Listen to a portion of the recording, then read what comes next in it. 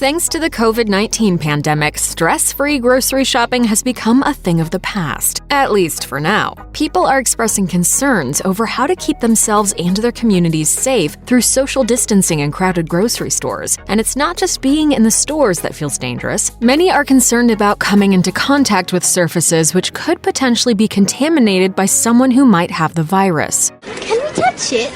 Touch it? You want to touch it? The fact that the virus is passed from person to person is well known. We've all been told that a sick person can infect someone else by coughing, sneezing, or breathing on that person in close proximity. But we also know that the virus can be picked up if someone touches an infected surface and then touches their own mouth, eyes, or nose. While surface-to-person transmission isn't exactly something that happens every day, Canada's CTV News reports it is still a matter of concern. CTV also says the coronavirus can live on cardboard for about 24 hours and on plastic and stainless steel for as long as 3 days after the virus is smeared on those surfaces. So what happens if we pick up groceries that some infected person has touched or sneezed on? If you're going to get groceries yourself, Oregon Health and Science University professor of geriatrics Elizabeth Ekstrom tells The Guardian. As soon as you get there, use hand sanitizer and touch only what you need to touch. Wipe down your cart handle and then use the hand sanitizer again. If you're out and about, you should also try not to use your cell phone at all or disinfect it as soon as possible. Whether you've done your own shopping or have chosen to get your groceries delivered, one thing remains. The stress of getting home in one piece gets replaced with the stress of what to do with those groceries once you get them inside the house. Before anything else, Yale Medicine infectious disease doctor Jamie Meyer says you need to remember one thing.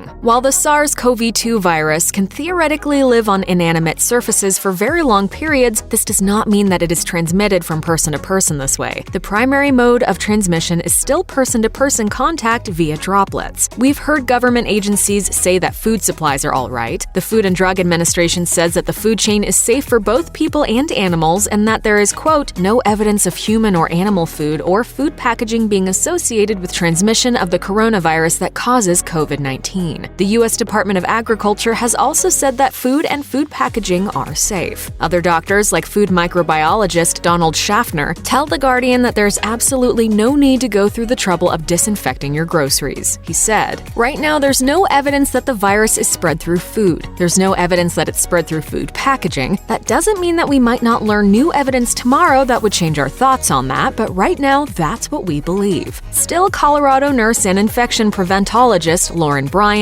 tells Health that if you want to play it super safe, you can use a disinfectant wipe to clean plastic packaging and cereal boxes, but there isn't a need to move the contents of a package into another container. You may also want to wash both fruits and vegetables under running water, but by all means, please don't use any household cleaners or disinfecting wipes on food. If you do, Meyer said, there's a higher chance of getting sick from ingesting chemicals rather than from COVID-19. Whether or not you choose to give your groceries an extra clean, Meyer says it's a good idea to disinfect all your surfaces, from tables to countertops, with either a disinfecting wipe or some kind of cleaner which contains bleach. It's a good habit to develop as it's recommended by the experts that we should be doing this a few times a day anyway. And if you're really worried about contamination from food or food packaging, infectious disease epidemiologist Julia Marcus reminds us that hand washing is still the best defense. She told The Guardian, better than disinfecting, the thing we keep saying over and over again is to just wash your hands.